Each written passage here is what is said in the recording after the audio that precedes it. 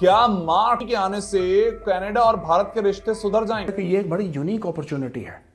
ये एक बड़ी यूनिक अपॉर्चुनिटी है कनाडा और इंडिया को दोबारा दोस्ती करने की। पुरानी बातें भूलो, चलो दोस्ती करते हैं। अब क्या कनाडा भारत के साथ व्यापार को नया मोड़ देगा या फिर वो रिश्ते और कड़वे हो जाएंगे? यही चीज चाइना ने, मैं आपको क्या समझा रहा हूं ना, यही चीज 48 घंटे पहले चाइना ने बोली कि the dragon and the elephant must dance together. वही चीज कनाडा कह रहा है और वही चीज यूरोप कहने की कोशिश कर रहा है धीरे धीरे। पहले एक जमाने में तो ये भी कहा जाता था कि कनाडा और भारत के टर्म्स इस हद तक खराब हो चुके हैं कि इतने तो भारत और पाकिस्तान के भी नहीं है, लेकिन इस वक्त ऐसा लगता है कि कनाडा और भारत के दरमियान जो है जो कुछ भी टेंशन या इश्यूज चल रहे थे उसको उन्होंने सॉल्व करने का फैसला किया है। What Canada will be looking to do is to diversify our trading relationships. There are opportunities to rebuild the relationships with India.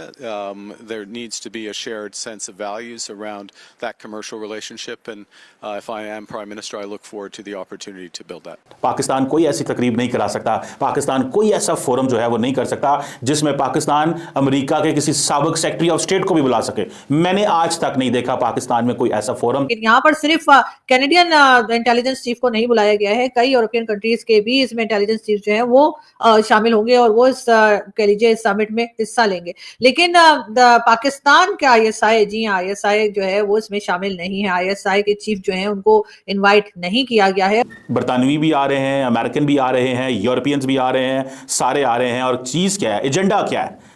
Agenda सिर्फ एक है कि इंडिया अपनी ग्लोबल प्रोफाइल बेहतर कर रहा है। इंडिया दुनिया को बताना चाहता है कि मैं दहशतगर्दी का जो इशू है उसको वैसे ही देखता हूं जैसे आप लोग देखते हैं। इंडिया दुनिया को यह बताना चाहता है कि मेरे और आपके शेयर्ड चैलेंजेस हैं, शेयर्ड थ्रेट्स हैं। कनाडा से खटपट हुई, अब देखो ना, अभी तक क्या चल रहा था कि भारत और कनाडा आपस में बात नहीं कर रहे थे। ट्रंप बीच में आया, जैसी ट्रंप बीच में आया, ट्रंप ने भारत को तो जो बोला सो बोला, कनाडा के ऊपर चढ़ दौड़ा। जो कनाडा का नया प्रधानमंत्री होने वाला, उसने अभी शपथ नहीं ली इसलिए कह रहा हूं होने वाला है, माइक कार्नी, उसने बोला है कि ये एक बड़ी यूनिक अपॉर्चुनिटी है। ये एक बड़ी यूनिक अपॉर्चुनिटी है कनाडा और इंडिया को दोबारा दोस्ती करने की।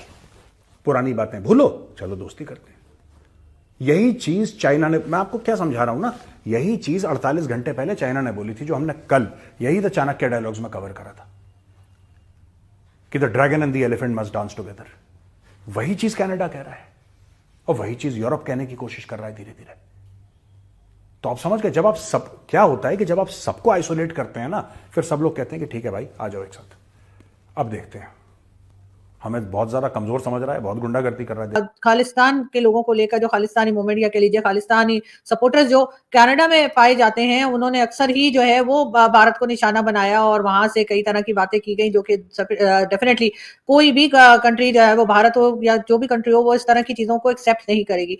लेकिन उसके ऊपर भी जो है वो कैनेडियन प्राइम मिनिस्टर जो है जस्टिन ट्रूडो, उन्होंने सपोर्ट किया उन लोगों को और कहा कि जी ये तो फ्रीडम ऑफ स्पीच है और इस तरह की बातें उनकी तरफ से की गई। लेकिन अभी हमने देखा कि जी वहां से, यानी कि कनाडा की अगर हम बात करें तो जी कैनेडियन इंटेलिजेंस के चीफ जो हैं, यानी कि उन्होंने विजिट करने की बात की जा रही है उनकी भारत में।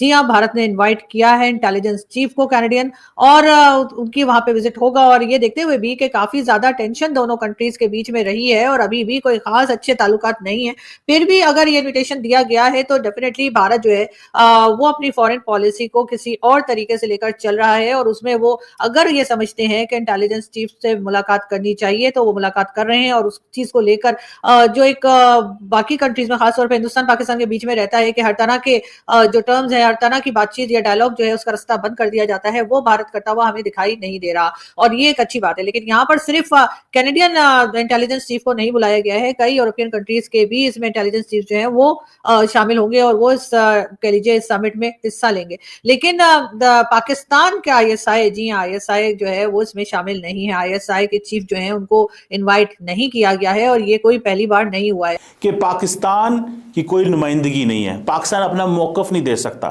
सो इंडिया बेसिकली वेस्टर्न ममालिक के साथ एक जिसे वो कहते हैं ना, एक अलाइनमेंट डेवलप कर रहा है कि हम, हमारे और आपके चैलेंजेस एंड थ्रेट्स एक हैं। अब फॉर एग्जांपल आप देखें, अमेरिकन पूरी दुनिया में जब इंटेलिजेंस कोऑपरेशन की बात होती है तो वहां पे तो पाकिस्तान इंटेलिजेंस शेयरिंग वहां डिस्कस की जाती है। इंडिया के साथ जो इंटेलिजेंस शेयरिंग डिस्कस की जाती है वो तो सारी बात है इंडो पैसिफिक के वाले होगी। और इंडिया आपको पता है इंडो पैसिफिक के हवाले से जरूर बात करेगा, हर कीमत पे इंडो पैसिफिक के हवाले से बात करेगा वहां पे। क्यों? क्योंकि जो बहुत सारे वेस्टर्न ममालिक से आ रहे हैं उनको क्या बताना है, free and open Indo Pacific.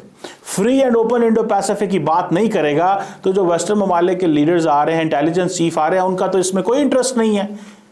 उनका इंटरेस्ट क्रॉस बॉर्डर टेररिज्म में तो नहीं है उनका। वो तो इंडिया अपनी स्टोरी सुनाता है ताकि जब दुनिया में कोई ऐसा मुश्किल वक्त आए तो इंडिया ग्लोबल सपोर्ट ले सके। लेकिन इंडिया ने उनके इंटरेस्ट की भी तो बात करनी है कि जी हमें open, fair and free Indo Pacific चाहिए जहां पे तमाम ममालिक जो हैं वो अपनी पावर को एक्सरसाइज कर सकें। सो इन अदर वर्ड्स ये basically India is talking of multilateralism. So India basically एक तो अपनी प्रोफाइल बेहतर कर रहा है, दुनिया के साथ इंगेज कर रहा है, दुनिया के इंटरेस्ट को कैटर कर रहा है, दुनिया के जो इंटरेस्ट हैं उनके साथ अपने इंटरेस्ट को अटैच कर रहा है, मल्टी अलाइनमेंट भी कर रहा है एंड रीअलाइनमेंट भी कर रहा है।